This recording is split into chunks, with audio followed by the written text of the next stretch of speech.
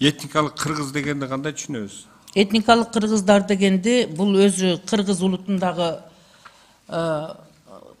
жаран кыргыз улутундагы адам ошол башка жактарда жашап жүрүп, анан кыргыз мамлекетине келип кыргыздык жарандыгын алгандык адамдарды этникалык кыргыз деп атайт. Аларды кошпогондо, мисалы үчүн бизден көп азыр мигранттар Россия гражданын алып жүрөт да. Алар мына ушундай көп маселе, мына айрыкча жогорку кеңештин депутаттыгына койгондо көп маселе жаралып атат, туурабы?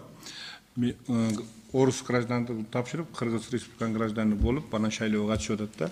Биз ошол максатта ушул мыйзамдын долбоорун иштеп чыктык. Ошол эле мезгилде биздин өзүбүздүн Кыргыз мамлекетинде төрөнүп, Кыргызстандын жараны болуп, көбөлүгү бизден болуп, паспорту дагы балагатка жеткенде бизден паспортту алып, анан мигрант болуп Россияга кетип, мисалы Россиянын ошол жерде жашап жүргөндө муктаждыкка жараша Россиянын жарандыгын алган жарандар Россиянын жарандыгы болуп туруп, бир мезгилде эки жактын жарандуулугун алып калды. Кээ биркилер биздин паспортту тапшырбай көтөрүп жүрүп атат.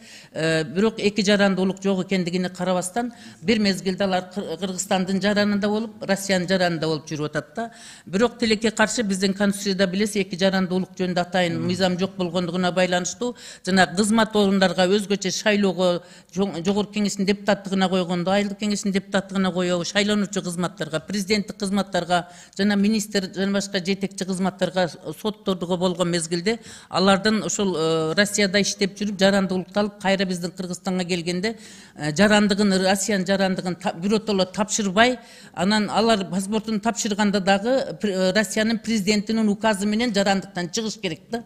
Ошондо анан ал Россиянын жарандыгын тапшырылды болуп эсептелет. Тилекке каршы биздикилер паспортун тапшырып коюп эле ошол президенттин указынын чыккандыгын көзөмөлдөбөгөн фактылардын эсебинен ошондо көпчүлүгү мындай жетекчи кызматтарга, шайлануучу кызматтарга, депутаттыкка, президенттикке кандидатурасын койгондо кош жарандуулук чыгып калып атат. Ошондуктан алар паспортун мурда тапшыргандыгына айтып эле чектелип калып атат дагы, жана президенттин указы чыкмай сайын ал жарандыгын тапшырды болуп эсептелбей, ошондуктан эки жактын жаранды болуп эсептелип калып атат. Биз азыр бул сунушту киргизгенибиздин себеби, сиз муну биздин сунушту ошол жарандыгын тапшырып келсе дагы 5 жылга чейин кайрадан шайланууга сунушталбай, ал өзүнүн ошол ынанымдуу толук Кыргыз мамлекетине берилгендигин тастыкташ үчүн жана ошондой эле сырттан келгендер дагы жарандыкты алып эле дароодо депутаттыкка койгон факты болду да. Быйыл бизде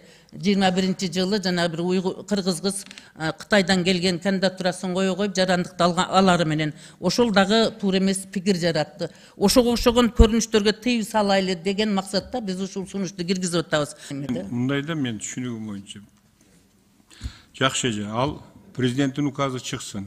Мисалы үчүн Орусияда бир кыргыз жараны Орусиянын гражданы болуп туруп, туулуп, анан анын граждандуулугу чыксын. Бул жерде эки нерсе бар да. Ал жакка алар бир жакшы жашоодон же болбосо Кыргызстандын кыйналгандыгы өтөт. Кыргызстан жакшы жашоодон кеткен жок да, кыйналгандыгы үчүн ошол жака кетип, ошол жактын граждандыгын алып атат. Бул бир. Экинчиден, ал президенттин указы да чыксын. Эшматов Ташмат ошо Орус Федерациясынын граждандыгынан чыкты деп. Анан келип Кыргыз Республиканын гражданы болуп айтып келди дейли. Указ чыкты Кыргызстандыкы дагы. Президенттин указы чыкты. Эшматов Ташмат Кыргыз Республиканын гражданы болду деп. Ал киши 5 жылга чейин эч нерсеге катыша албайт экен. Жок, шайлоого катыша берет. Жок, муну айтып атпайсыңар бейми?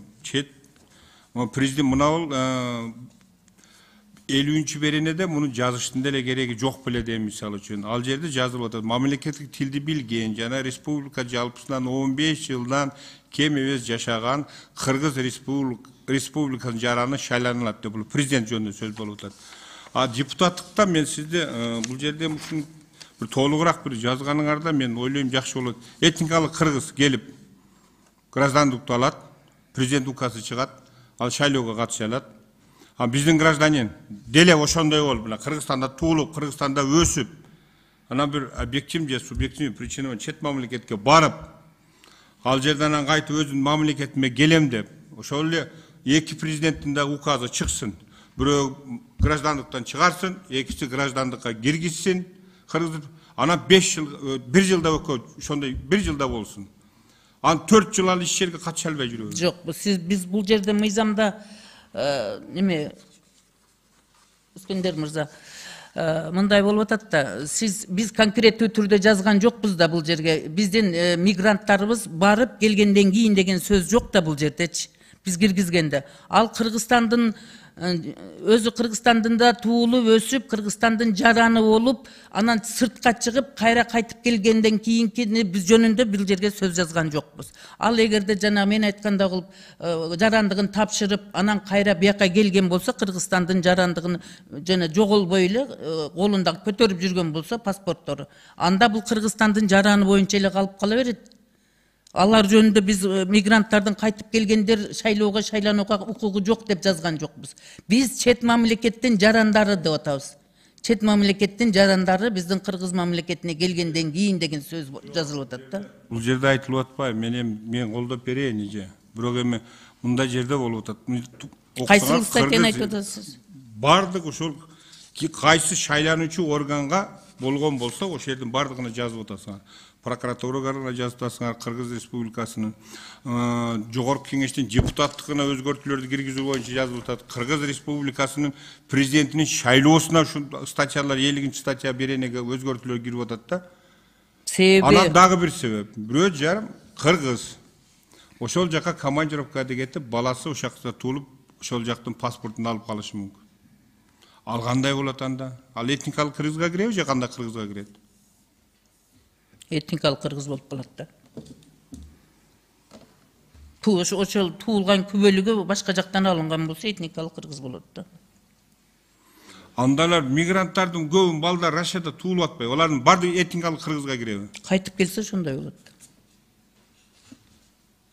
Hiç мен логикага түшүнбөдүм да. Жок, кандай логика түшүнбөйсүз, өзү түшүнүктүү болуп туруп атпайбы? Ойлонсоңуз, Жок, ал Россиянын жеринде туулуп атат. 30 жыл мурун туулгандыгы жөн киндик каны Россияга төгүлүп атат. Россияда туулгандыгы боюнча күбөлүктү алып атат. Ошол алган Россиянын күбөлүгү боюнча 16-га чыкканда Россиянын жарандыгын алып атат. Ал накта башка улут орус мамлекетинде төрөлгөн кыргыз болуп атат. Ошол жана этникалык Өзбекстанда туулган кыргыз сыяктуу эле ал деле Россияда анда мындай дагы туулуп атат. түшүндүрөйүн эми. Ата-энеси Кыргызстанга кайтып келатат. Ал мурун Кыргызстандын гражданины болгон, анан орус гражданин алган. Орус гражданинен кийин баласы төрөлүп, шайлануучу 21 жаштан, 21 жаштанбы, же 35 жаштанбы депутаттыкка 25 жаштан өтүп келип, анан ал келип атат. Ата-энеси граждандык Кыргызстандын граждандыгын алса 5 жылга катыша албайт.